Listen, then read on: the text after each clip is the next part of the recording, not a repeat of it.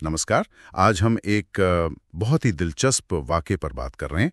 स्रोत shivo61.mp3 से। जी सोचिए, दक्ष प्रजापति का वो भव्य यज्ञ, जी देवता सब मौजूद हैं, जी लेकिन माहौल मतलब तनावपूर्ण है। हाँ शिव और सती है नहीं वहाँ। हाँ आमंत्रित नहीं थे। और तभी हाँ अचानक एक आवाज गूंजती है, आकाशवाणी। बिल्कुल। और ये कोई साधारण घोषणा नहीं थी। नहीं। ये तो दक्ष के लिए एक सीधी फटकार थी और एक चेतावनी भी कि आगे क्या होने वाला है। हाँ, जैसे कोई ब्रह्मांडी हस्तक्षेप हो रहा हो। बिल्कुल, जैसे संतुलन बनाने के लिए आवाज आई हो। तो चलिए इसी आकाशवाणी के संदेश को थोड़ा खोलते हैं।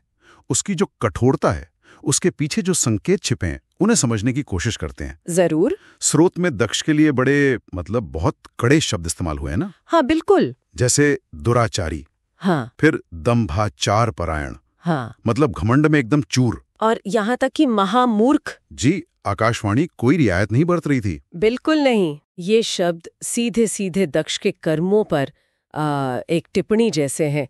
आकाशवाणी साफ बता रही है कि दक्ष ने क्या क्या गलत किया। हाँ, क्या क्या गिनाया गया।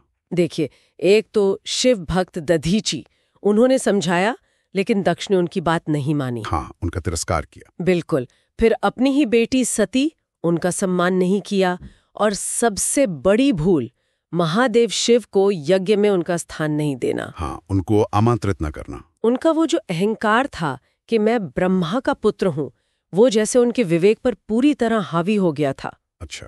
आकाशवाणी कहती है कि ज्ञान दुर्बल था, मोह में फंसा हुआ था। तो इसीलिए सती और महादेव की पूजा नहीं की। हाँ, यही नतीजा बताया गया है, अज्ञान और अहंकार। तो ये मूल कारण बताए गए। अच्छा, दक्ष को ये फटकार लगाने के बाद आकाशवाणी का ध्यान सती देवी की ओर जाता है ना। हाँ बिल्कुल। और यहाँ बात सिर्फ तारीफ की नहीं है, ये एक तरह से शक्ति का जो समीकरण है उसे स्थापित किया जा रहा है। अच्छा, कैसे? सती को सत्पुरुषों की आराध्या कहा गया है, मतलब जो नेक लोग हैं वो उनकी पूजा करते हैं। तीनों लोकों की माँ, कल्याण करने वाली। और सबसे महत्वपूर्ण बात, उन्हें शंकर के आधे अंग में निवास करने वाली बताया गया है, यानी शिव से अभिन्न। बिल्कुल, शिव और शक्ति एक हैं। तो ये स्थापित किया जा रहा था कि सती का अपमान वो असल में स्वयं शिव का अपमान है और ये ब्रह्मांड की व्यवस्था का उल्लंघन है। और स्रोतों में ये भी आता है कि विष्णु, ब्रह्मा, इंद्र, बड़े बड़े देवता और शेषनाग जैसे दिव्य प्राणी भी हाँ, उनके चरण कमलों की पूजा करके ही अपने पद पर प्रतिष्ठित हुए हैं। जी, ये उनकी सर्वोच्च सत्ता का प्रमाण है। ये दिखाया जा रहा है कि वो कितनी बड़ी शक्ति हैं जिनका अपमान दक्ष कर बैठा है। तो ये तो सती की महिमा हुई। और महादेव शिव के बारे में? हाँ, सती के साथ साथ भगवान शिव की महिमा का भी जबरदस्त वर्णन है।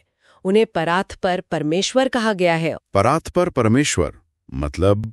जिनका दर्शन पाने के लिए बड़े बड़े सिद्ध और योगी न जाने क्या क्या तपस्या करते हैं। स्रोत में भी है कि उनका दर्शन ही यज्ञादि का सबसे बड़ा फल है। बिल्कुल। उन्हें जगत का आधार बताया गया है, सभी विद्याओं का स्वामी, मंगलों का भी मंगल। तो ये सब बताकर आकाशवाणी जैसे दक्ष की गलती को और भी बड़ा साबित कर रही थी। हाँ बिल्कुल, कि तुमने किसका अपमान किया है ये समझो। और इसके बाद आता है सबसे गंभीर हिस्सा, चेतावनी। हाँ, चेतावनी। आकाशवाणी बहुत साफ शब्दों में कहती है कि देखो, जो पूजनीय हैं, अगर उनकी पूजा ना हो तो अमंगल होता है। और यहाँ पूजनीय कौन? सती और शिव, हाँ। परम पूज्य। और चूंकि दक्ष ने उनका अनादर किया है, इसलिए उसका यज्ञ नष्ट हो जाएगा। हाँ, उसका ये जो भव्य यज्ञ है ये नष्ट हो जाएगा, साफ घोषणा। और ये चेतावनी शायद सिर्फ दक्ष के लिए नहीं थी। स्रोत बताता है कि वहां मौजूद देवताओं को भी कुछ कहा गया। बिल्कुल, ये वहां मौजूद हर एक देवता के लिए थी। आकाशवाणी ने एकदम स्पष्ट कर दिया कि कोई भी देवता शिव से विमुख होकर, मतलब शिव के खिलाफ जाकर, दक्ष की मदद नहीं कर सकता। अच्छा।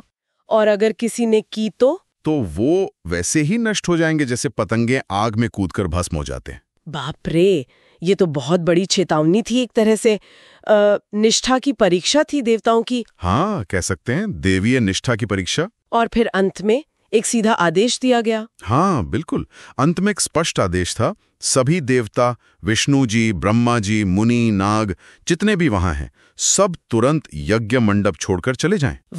वरना सबका विनाश निश्चित है।